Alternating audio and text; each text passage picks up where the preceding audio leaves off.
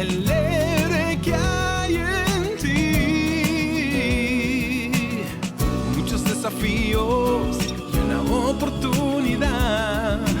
Algo está pasando en la catedral, algo nuevo en la catedral.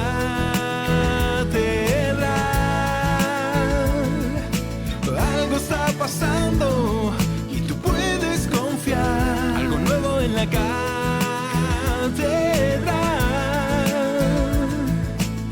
Algo está pasando y lo encontrarás en la catedral.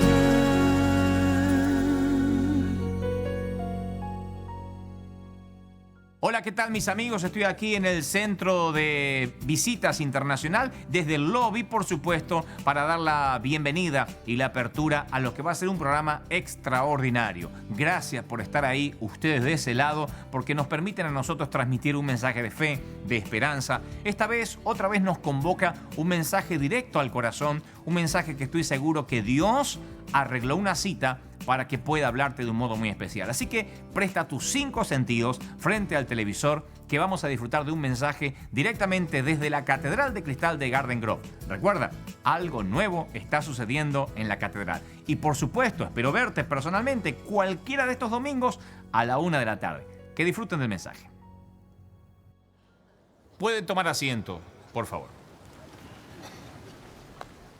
Hace muchos años, varios años atrás, cuando yo era más joven, muy poquito atrás, recuerdo que más que joven yo era casi un niño, tocaba la batería de la iglesia y entonces llegó a nuestra congregación un predicador que nunca olvidé su manera de transmitir su mensaje, su oratoria. Él se llamaba Luis Tolosa. Actualmente él está con el Señor, en la presencia del Señor. Fue un evangelista que en la Argentina, allá de los 60, de los 70, conmovía todo el país, toda la nación con su mensaje directo, franco. Y en nuestra pequeña iglesia, en un sitio de San Miguel, Buenos Aires, él llegó un día, él tocaba el acordeón, tocaba su trombona vara, era un músico extraordinario, pero además un muy buen orador, muy buen predicador. Y entonces la particularidad de este predicador, lo cual me hizo que lo grabara en mi memoria hasta el día de hoy, fue que cuando él se paró a predicar luego de cantar una canción, él dijo: yo quiero hablarles directo a sus corazones. Y nos miraba a los ojos a cada uno. Hacía lo que yo estoy haciendo ahora, contacto visual. No es recomendable hacer contacto visual cuando uno transmite un mensaje con la gente. Aunque a ustedes les parezca increíble, uno trata de no mirar a los ojos a la gente, por una cuestión de no distraerse. ¿Qué tal si uno intenta predicar y se topa con alguien que está bostezando como un hipopótamo, por ejemplo, ¿no? Entonces uno puede distraerse. A veces uno elige la gente equivocada para mirar y encuentra a alguien que está leyendo o jugando con un mensaje de texto y es un segundo que por la mente del predicador se le cruza: wow, no estoy predicando como debiera, de otro modo no se estaría distrayendo de esa forma. Entonces sugieren siempre en la dinámica de los oradores que no miren a la gente a los ojos, sino que no hagan contacto visual, que miren a todos sin ver. Pero este sí miraba a los ojos, Luis Tolosa. Y entonces cantó una canción que yo nunca he podido recordar en su totalidad. He recorrido varias veces América Latina, de punta a punta, y no he encontrado a alguien que recuerde la canción en su totalidad. Quizá tenga hoy la fortuna de que alguien sí la recuerde, o alguien de los que están mirando ahora por televisión o están escuchando por la radio. Él decía la canción: yo sé que estás en crisis, me lo dicen tus ojos. Y luego continuaba, no me acuerdo nada más por más que me torturen, eso es todo lo que me acuerdo. Yo sé que estás en crisis, me lo dicen tus ojos. La canción hablaba: llorará, llorará y el Señor toda lágrima enjugará. Pero no recuerdo bien qué más decía la canción. Pero lo que me marcó fue que él podía ver a los ojos a las personas. Él nos miraba a los ojos a cada uno y decía: yo sé que estás en crisis, me lo dicen tus ojos. Y nos desnudaba, escarbaba nuestro corazón hasta lo más profundo de nuestro ser. Yo estaba detrás de la batería y decía: que no me mire, que no me mire, que no me mire. Pero contra todo lo que ustedes están pensando, en determinado momento se da vuelta, señala la batería y dice: yo sé que estás en crisis. Y así que no solo él me miraba, sino que 300 ojos, 299 porque teníamos un tuerto, pero todo el mundo nos miró hacia donde yo estaba, ¿no es cierto? Todos. creo que teníamos 150 miembros, una cosa por el estilo. Y todo el mundo miraba donde yo había estado o había tocado la batería. Yo recuerdo que no olvidé nunca esa manera de que alguien escarbaba mi corazón. De ahí surgió este mensaje que yo he predicado cientos de veces en distintos países, en distintas situaciones, en distintos lugares. De ahí yo escribí un libro que se llama Las Arenas del Alma. Y de ahí yo hice este mensaje que creo que el Señor, estoy casi seguro, el Señor me inspiró a hacer. De las crisis que a veces pasamos por la vida y tenemos, y que cuando no podemos superarla pensamos que Dios nos está castigando de alguna manera. Cuando pasamos esos desiertos donde la arena se nos mete primero en el zapato como una molestia, pero luego se nos mete en el corazón y nos empieza a lastimar, pensamos que Dios nos abandonó, o lo que es peor, que hicimos algo malo, de modo que Dios nos está permitiendo un castigo. Desconociendo al Dios de amor, decimos, algo habré hecho para que esto me esté ocurriendo. Y empezamos a tener esas crisis del alma que a veces duran meses, semanas. Hay gente que vive en crisis por años, con hijos en rebeldía, con esposos infieles, con esposas infieles, con una crisis financiera que no salen nunca, pagan una deuda y sale otra deuda mayor, terminan de tapar un agujero y aparece otro problema financiero. Y entonces dicen, ¿por qué yo vivo en una crisis continua, crónica? Y yo sé que hay gente aquí que viene, alaba al Señor, canta, levanta las manos, sonríe. A mi pedido le digo, alabe al Señor, salte, y lo hacen porque son gente muy afable, obediente, dóciles. Pero yo quiero repetir las palabras de Luis Tolosa. Yo sé que estás en crisis porque me lo dicen tus ojos. Tus ojos son el espejo del alma. Tus ojos revelan de que las cosas no están bien después de todo. Hay gente que se acostumbra a decir, estoy bien, estoy bien. Eso decimos siempre los hispanos. ¡Hey! ¿Cómo te va? Bien, bien, bien. ¿O quieres que te cuente? Pero siempre la reacción lógica es, bien, estoy bien.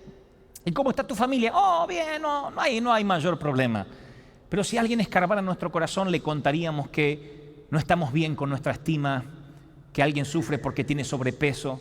Y aunque parece una trivialidad comparado con aquel que tiene que despedir un ser querido porque se muere, aquel que sufre por sobrepeso, por un defecto físico, aunque no sea un defecto, hay de los que sufren porque son delgados, porque son flacos, porque su cuerpo no es el que quisiera tener, y a veces eso le afecta a todo su universo y vive en una continua crisis porque no es feliz con su cuerpo. Yo trato mucho con jóvenes, con chicas que están enfermas de bulimia, de anorexia, sus familias no lo sospechan, no lo saben. De pronto empiezan a comer cada vez menos, cada vez están más flacas, más delgadas, pero se miran al espejo y el diablo les miente y les dice que todavía están gordas, y entonces tratan de tapar la comida, ponen un jugo delante para que nadie vea lo que están comiendo, revuelven la comida sin comer, y de pronto ustedes dicen, ¿y qué tiene que ver eso con las grandes crisis de la vida?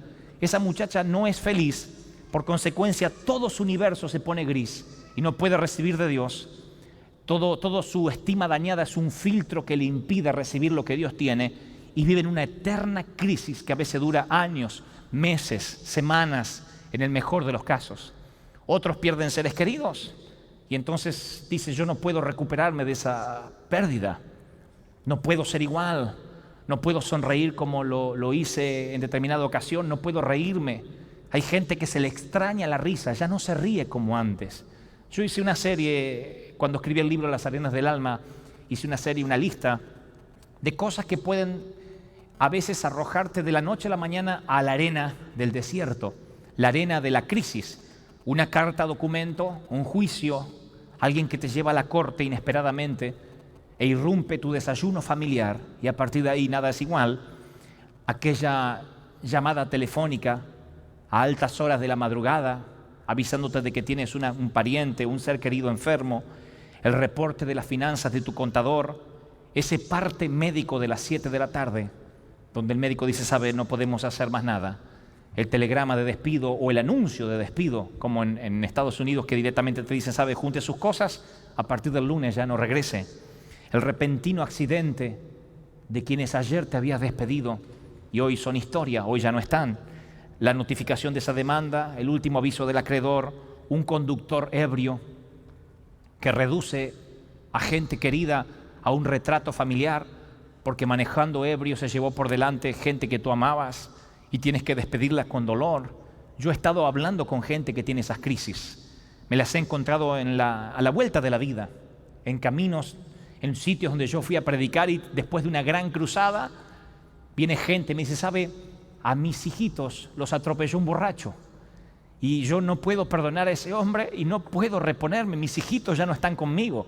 Yo recuerdo cuando una mamá me dijo eso una vez, me partió el corazón, porque uno quiere a veces dar cátedra de cómo salir de las crisis y de pronto uno se encuentra con una crisis tan grande, tan fuerte, que las palabras aún de los predicadores se nos agotan.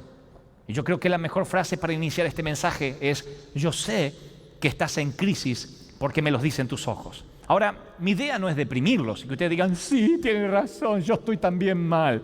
Mi idea es que si ustedes me prestan atención, como pocas veces han prestado atención a ningún otro predicador, me prestan los 5 sentidos y me prestan atención más que ningún otro orador sobre la faz del planeta y el cosmos y el universo, yo les doy mi palabra de honor.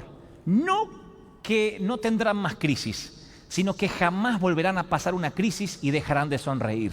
Yo les doy mi palabra de honor que les voy a dar la terapia para que ustedes puedan sonreír y gozarse aún en medio de las crisis. ¿Cuántos están dispuestos a escuchar esto? Díganme amén. A no perder el gozo y la alegría a pesar de las crisis. Los que tengan Biblia, vayan conmigo al libro de Génesis, el capítulo 22 y el versículo 5. Aunque el libro que fue disparado a partir de este mensaje se llama Las arenas del alma, a este mensaje yo la llamé situación límite, porque son las situaciones límites que uno vive donde las fuerzas parece que no nos dan más, que no podemos seguir ni una milla más, que estamos agotados a la vera del camino y decimos, necesito una palabra que me saque de este pozo, de esta ciénaga. Y entonces yo busqué en la Biblia, le dije, Señor, revélame alguna crisis importante. Y creo que de todas las crisis esta es la más dura que nos ha tocado vivir. Los padres, los que somos padres, sabemos lo que podríamos sentir si esto nos ocurriera en alguna ocasión. El capítulo 22 del libro de Génesis, el versículo 5, luego les contaré toda la historia, dice lo siguiente. Entonces dijo Abraham a sus siervos, esperad aquí con el asno, y yo y el muchacho iremos hasta allí y adoraremos y volveremos a ustedes. Adoraremos y volveremos. ¿Pueden repetir conmigo al unísono, adoraremos y volveremos? Digan conmigo, adoraremos y volveremos. Ahora présteme atención, por favor. Para los que no conocen la historia, Abraham no puede tener hijos, su esposa ya no es fértil, es una mujer grande, él también es un hombre grande, no pueden concebir hijos. Dios un día les visita y les dice, tranquilo, porque sí vas a tener heredad, sí vas a tener un hijo. Para hacer la historia corta, Abraham tiene un hijo en la vejez, es el hijo que más ama. Dicen por allí que los abuelos malcrían y los padres criamos. ¿Es así, no? Abraham era una suerte de papá abuelo, porque con este hijo, siendo viejito, ya no se comportaba como se comportaría un papá de 30 o de 40. Es un hombre grande que le da todos los gustos al pequeño. Imagino que el hijo de Abraham, de haber podido, tendría las consolas del momento, ¿no? Tendría los juguetes que salen último modelo, toda la que se le ocurría, porque el viejito le daba todo, era su hijo, sus ojos, su luz, vive a través de ese hijo. La historia narra que cuando ese hijo tiene unos, presumimos, 11 o 12 años de edad, sacamos esto en conclusión porque la Biblia dice que más tarde pudieron cargar leña sobre sus hombros, ya vamos a llegar ahí, y nadie carga leña sobre los hombros de un bebé, así que presumimos que era un muchachito entrando en la preadolescencia. Cuando este muchacho tiene 11 o 12 años, Dios, una mañana, le habla al patriarca y le dice, Abraham, sabes, normalmente tú sacrificas un cordero para expiar los pecados.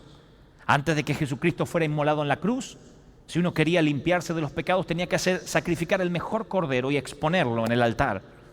Ahora tengo un pequeño cambio, Abraham. No quiero que tú sacrifiques al cordero, quiero que tú sacrifiques a tu hijo. A tu hijo, a tu único, a quien tú amas, yo quiero que ocupe el lugar del cordero. Yo digo siempre, esta historia no suena espiritual. No hay manera de decir, y Abraham iba a sacrificar a su hijo, aleluya, ¿cuántos aplauden? No hay manera de que eso sea predicado así. Esto suena mal. No es una historia que uno le contaría a sus hijos al arroparlos por la noche antes de que se duerman. Y ahora te voy a contar cómo el papá asesinó al hijo. No hay manera de que eso suene bien. Aún Caperucita Roja sonaría mucho mejor. No hay manera de que suene bien esta historia porque no me suena casi espiritual. ¿Cómo puede ser que Dios se transforme en el autor intelectual de un crimen? ¿Cómo Dios le puede decir a su patriarca, quiero que me sacrifiques a tu hijo? Eso no suena bien. Y puedo por un momento meterme en la piel de Abraham. Hay dos maneras de entender y de ver esta historia. Una, cuando uno nunca fue papá. Cuando yo era soltero, no era papá, yo veía esta historia como algo épico. Sí, David y Goliat, Sansón, Abraham sacrificando a Isaac. Pero cuando fui papá, nuestro primer niño arribó al hogar, yo traté de ponerme en la piel de Abraham y pensaba, ¿qué pasaría si Dios me dijera, sacrifica a tu hijo Abraham? A tu hijo, Brian. Sacrifica, mátalo en el altar donde yo te diré. Ustedes dirán, bueno, si Dios me lo pidiera, yo lo haría. No, yo sé que ustedes han tenido ganas de matar a sus hijos en más de una ocasión, pero no lo harían. Yo estoy seguro que no lo harían. Si Dios me dijera, sacrifica a tu suegra en un altar, yo lo pensaría. Yo lo consideraría, Señor, y luego la pondría en el altar, levantaría el cuchillo y él diría, no lo hagas, Señor, yo termino todo lo que comienzo, ¿no? Pero matar a un hijo, eso no suena bien. Eso no hay forma de que esa historia suene espiritual. Y puedo ponerme un poco en momento lo que Abraham está sintiendo. Es ese instante donde hay como un clic en la mente y todo se pone gris. Y el día soleado se transforma en un día oscuro. Recuerdo, se los conté hace unos domingos atrás, cuando mi hermano me llamó y me dijo, mamá, tuvo un infarto. Mi esposa recuerda esa situación. Fue la primera vez. Vivíamos en un pequeño departamento y yo me senté en la cama y comencé a llorar amargamente. Porque yo siempre supe que mamá se iría antes que yo, es la ley natural de la vida. Pero la primera vez que supe que la muerte estaba tan cerca y que los médicos no daban esperanza, yo literalmente me quebré. No pude orar. Quisiera decirles en esos momentos, mi querido yo, el pastor Goebbels, sabía cómo actuar y me puse a orar. No, yo no tenía ganas de orar. Yo simplemente me sentí devastado, esa es la palabra, angustiado. Mi mujer me decía, vamos a orar. Mi esposa me decía, oremos para que te sientas mejor. Ahora no, decía, yo no tenía ni deseos de orar. Creo que esto es lo que le está pasando en este momento a Abraham. Es lo que le pasó al apóstol Pablo cuando escribe su última epístola en la cárcel, sabiendo que su cabeza ha de rodar por la arena al día siguiente. Es lo que siente David caminando por el muro de Mahanaim, esperando la noticia de que su hijo Absalón está con vida o no. Es lo que sienten tantos hombres de Dios en esos momentos de crisis donde hay tanta angustia que uno dice, Señor, ¿qué quieres que te diga? Eso es lo que le ocurre a Abraham. Creo que Abraham simplemente no sabe qué responder. La Biblia no dice que él haya dicho, sí, Padre, obedeceré. Yo creo que la angustia del hombre fue tan intensa que no pudo respirar, no pudo continuar la vida como hasta ese momento. Y yo creo que él llegó a decir lo que muchos de nosotros dijimos, ¿por qué Dios me permite esta situación? ¿Por qué Dios no intervino? ¿Por qué Dios no hace el milagro? ¿Por qué tengo que pasar por este oscuro pasillo? Yo hablo mucho del pasillo de una tía que supe tener. La hermana de mi mamá se llamaba Josefa, también está con el Señor. Y Josefa tenía una de esas casas que en Argentina se estilan mucho. No sé si esto va a sonar mal, porque tengo un tema con la cultura, pero en Argentina se llama casa chorizo. Es una casa larga así, como las vecindades de México, y donde todo está conectado por un pasillo, con distintas habitaciones laterales. Y yo tenía 4 o 5 años de edad y siempre íbamos a visitar a tía Josefa. Y por alguna endemoniada razón, Josefa nunca iluminó ese pasillo. Siempre estaba oscuro. Y llegaba el momento de que se hacía la noche y ese pasillo se hacía lúgubre. Y ese no era el peor problema. El peor problema era que nosotros estábamos en una sala aquí y el baño quedaba al final del pasillo. Y yo tenía 5 o 6 años de edad y siempre sentía que mi vejiga iba a explotar. Y entonces me debatía entre la dignidad de ser un hombre, pero un hombre hecho pis encima, no es tan hombre. Así que yo tenía que ir y le decía, papá, ¿me acompañas? Y él decía, no, vaya, si es ahí nomás. Y yo veía y estaba completamente seguro que ese pasillo estaba lleno de monstruos dispuestos a atacar a un niño con la vejiga llena. Yo estaba convencido que estaba lleno de monstruos que estaban dispuestos a salir, estaban al acecho. Así que yo me las tenía que arreglar y cuando no aguantaba más, iba cantando hasta el baño. Dicho sea de paso, se los recomiendo, los monstruos no atacan a los que cantan. Y yo iba, aleluya, gozo del Señor de fortaleza, y hasta el baño. Hacía lo que tenía que hacer y ya cuando estaba por salir tenía un peso menos. Así que podía volver corriendo, ya no cantando, pero corriendo. Siempre una tortura. Vamos de Josefa. ¡No! Entonces yo iba mucho al baño antes de salir de casa. Pero siempre otra vez volví a tener ganas de allí. Ahora, cuando crecí, algo curioso pasó. Cuando tenía unos 17, 18 años, volví a la casa de mi tía Josefa con mis padres.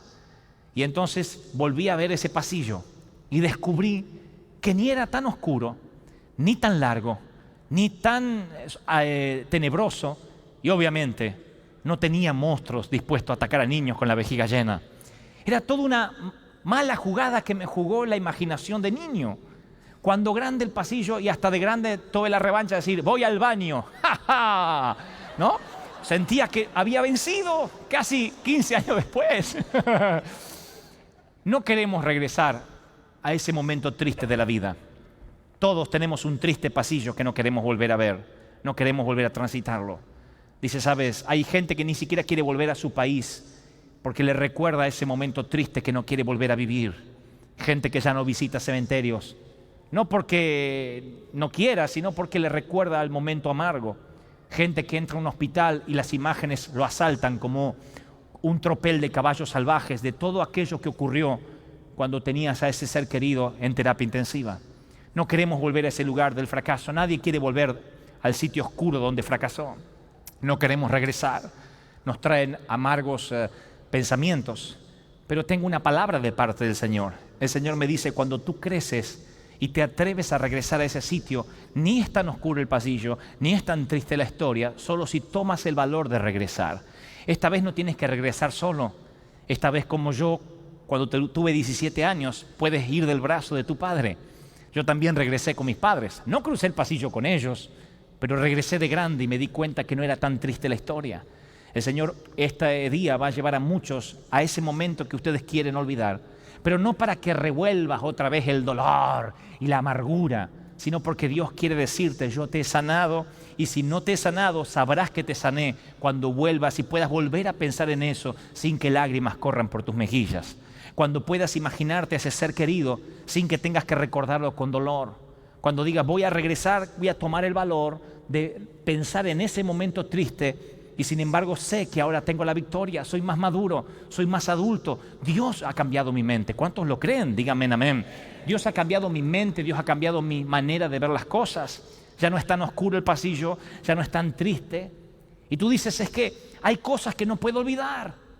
Mi mamá debió haber intervenido cuando me veía y notaba que yo era una niña con los ojos tristes. ¿Por qué no me indagó? ¿Por qué no me preguntó? Habría sabido que mi padrastro abusaba de mí. Pero ella prefirió a su amante antes que defender a su hija. Y llevamos eso por años. Y no podemos ver el futuro, Dios quiere abrir puertas, pero esa crisis nos amarra al pasado, nos hipoteca el presente y nos arruina el futuro. Decimos que nunca voy a perdonar lo que mi padre me hizo. Él nunca fue un buen padre para mí. Y nuestra vida de adulto está condicionada por lo que nos pasó en la niñez y no lo podemos sobrellevar.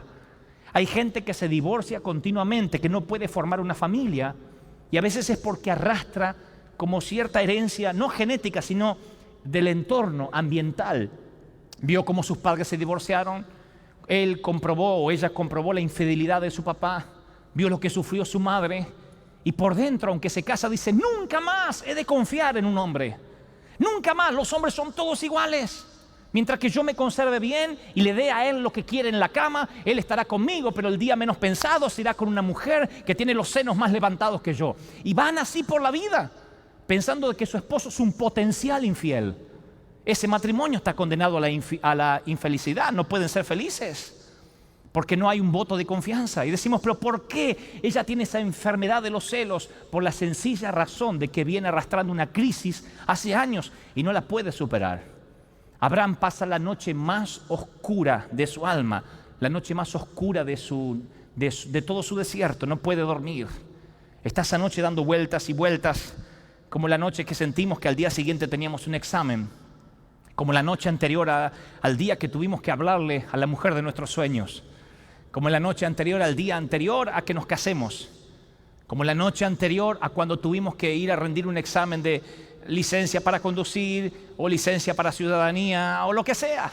El nerviosismo de saber que con el sol, en lugar de haber esperanza, solo se aumentará la crisis. Abraham da vueltas toda la noche, no puede creer que tiene que sacrificar a su hijo Isaac. Él dice, ¿sabe? Esto es increíble, no creo que lo pueda superar. Abraham está convencido de que esta crisis terminará, acabará con él. Escritores de la Biblia, si están escribiendo esta historia, no escriban esta parte, porque no voy a poder superarla, piensa Abraham. Nunca voy a ser igual después de esto. La peor noche, la más oscura de su vida.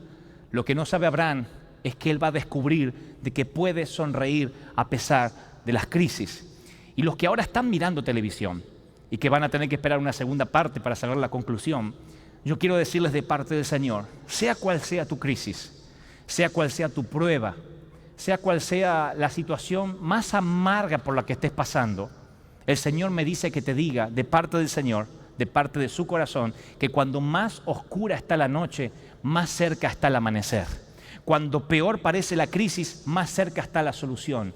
Hay un montón de gente que se da por vencida en el último minuto, en el último round, baja los brazos. Y el Señor me dice que te diga, no bajes los brazos. Si te atreves a confiar solo un momento más, por la mañana la crisis no se va a ausentar, sino que, y aunque no se vaya la crisis, yo estaré ahí para bendecirte, para ayudarte, para traer liberación y para traer victoria. Dios es el dueño de las crisis y Él decide cuándo tu crisis termina. Recuérdalo, Dios tiene un plan perfecto para ti. ¿Cuántos lo creen? Díganme amén. Dios tiene un plan directo, puntual y específico, y no permitas que la